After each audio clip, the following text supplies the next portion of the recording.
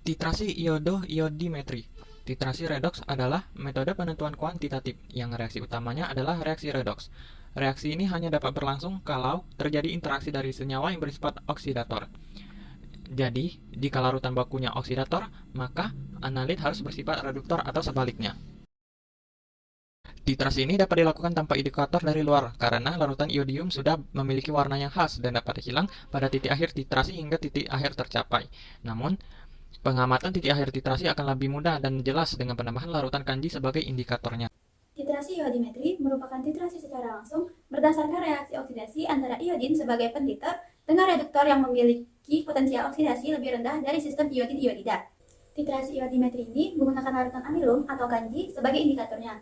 Titrasi dilakukan dalam suasana netral atau sedikit asam, yaitu pada kisaran pH 5-8. Yang kedua, titrasi iodometri atau secara tidak langsung. Dilakukan terhadap zat-zat yang potensial oksidasinya lebih tinggi daripada sistem iodium-iodida. Sehingga dengan penambahan iodida, maka zat-zat tersebut akan tereduksi. Iodium yang dibebaskan dapat dititrasi dengan larutan natrium tiosulfat.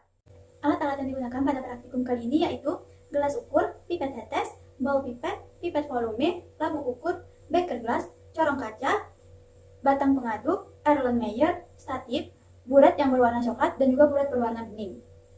Bahan-bahan yang digunakan pada praktikum kali ini yaitu iodium, natrium tiosulfat, kalium iodida, kalium iodat, asam klorida, asam sulfat, amilum sebagai indikator, aquades sebagai pelarut, dan sampel pertama yaitu asam askorbat atau vitamin C, sampel kedua yaitu metampiron atau antalkin. Pertama, iodometri dilakukan pembakuan iodium 10 mili. Berdasarkan percobaan yang telah kita lakukan, iodium dititrasi dengan tiosulfat tadi terbentuk warna kuning muda. Setelah warna kuning muda ini terbentuk, ditambahkan amilum 10% yang berperan sebagai indikator. Kemudian setelah ditambahkan amilum ini, terbentuklah warna biru gelap. Setelah terbentuk warna biru gelap, kembali dititrasi dengan tiosulfat sampai warna biru tersebut hilang.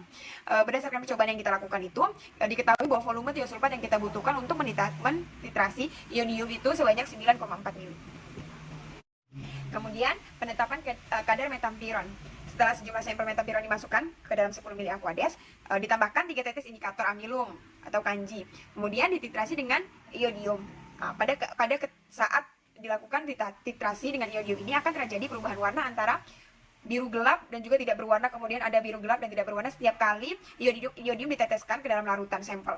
Hal ini mengindikasi adanya reaksi antara iodium dan metampiron. Kemudian titik akhir terjadi atau diketahui dari terbentuknya warna gelap yang tetap tanpa adanya perubahan kembali ke warna ke larutan tidak berwarna. Berdasarkan percobaan yang telah dilakukan tersebut, diketahui bahwa volume iodium yang kita butuhkan sebanyak 6 mili. Kita pembahasan tentang iodimetri. Kita lakukan penetapan kadar asam askorbat atau vitamin C. Setelah larutan sampel dibuat dan juga dilakukan pembakuan iodium 10 mili, dilanjutkan dengan titrasi larutan vitamin C dengan iodium. Hasil dari titrasi antara vitamin C dengan iodium ini terbentuk perubahan warna biru pada larutan. Hal ini mengindikasi atau sebagai tanda titik ekuivalen pada proses titrasi iodimetri ini. Setelah terbentuk perubahan warna biru dan juga diketahui konsentrasi iodium dan juga sampel yang kita gunakan, dihitung bobot sampel dan juga kadar persentasenya. Untuk perhitungannya, pertama-tama kita harus mengetahui konsentrasi sampel yang kita gunakan. Rumus yang kita pakai yaitu volume titran dikali konsentrasi titran sama dengan volume titrat dikali konsentrasi titrat. Titran di sini adalah iodium, sementara titrat adalah asam askorbat atau vitamin C. Volume yang kita ketahui dari iodium kan 10 mili. Kemudian konsentrasi yang kita dapatkan berdasarkan penjelasan dari percobaan yang kita lakukan yaitu konsentrasi iodium yang kita gunakan itu 0,951 sama dengan volume dari titrat atau volume dari larutan vitamin C yang kita gunakan ini diambil rata-ratanya 9,11 dan konsentrasi titratnya ditanyakan. Setelah dilakukan perhitungan, konsentrasi asam askorbat didapatkan 0,104 normal. Kemudian setelah kita dapatkan konsentrasi dari sampel, kita cari bobot sampelnya. Rumusnya, konsentrasi sampel dikali BS sampel dikali rata-rata volume yang kita miliki dibagi 1000. Berdasarkan data dari percobaan yang telah kita lakukan, konsentrasi sampel didapatkan 0,14 dikali 176 BS sampel dan juga rata-rata volume itu adalah 9,11 dibagi 1000. Hasil yang didapatkan yaitu 0,166 gram dan dirubah ke miligram sehingga dihasilkan 166 mg. Kemudian setelah kita dapatkan bobot sampelnya, kita gunakan bobot sampel tersebut juga untuk menghitung persentase kadar dari sampel yang kita gunakan, yaitu dengan cara berat sampel yaitu 166 mg dibagi 500 mg dikali 100%. Hasil yang didapatkan yaitu 33,2%.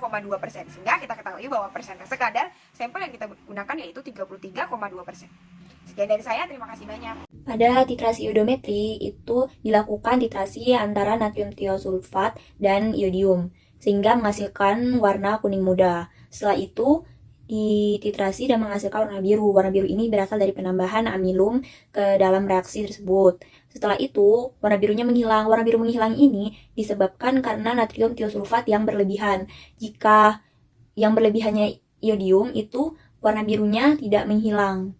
Perbedaan antara titrasi iodometri dan iodimetri. Yang pertama, iodometri ini termasuk ke dalam reaksi reduktometri, sedangkan iodimetri itu termasuk ke dalam reaksi oksimetri. Yang kedua, larutan natrium sulfat pada iodometri digunakan untuk titran, sedangkan pada iodimetri untuk titrannya digunakan larutan iodium. Yang ketiga, penambahan indikator amilum itu dilakukan pada akhir untuk titrasi iodometri, sedangkan pada titrasi iodimetri itu penambahan indikator amilumnya dilakukan pada awal. Keempat, itu iodometri termasuk titrasi tidak langsung, sedangkan iodimetri termasuk titrasi langsung. Pada iodometri itu oksidator sebagai titrat, sedangkan reduktor sebagai titran. Pada iodimetri itu kebalikannya. Kemudian iodometri itu titrasinya dilakukan dalam suasana asam, sedangkan iodimetri itu dilakukan pada suasana basa atau netral.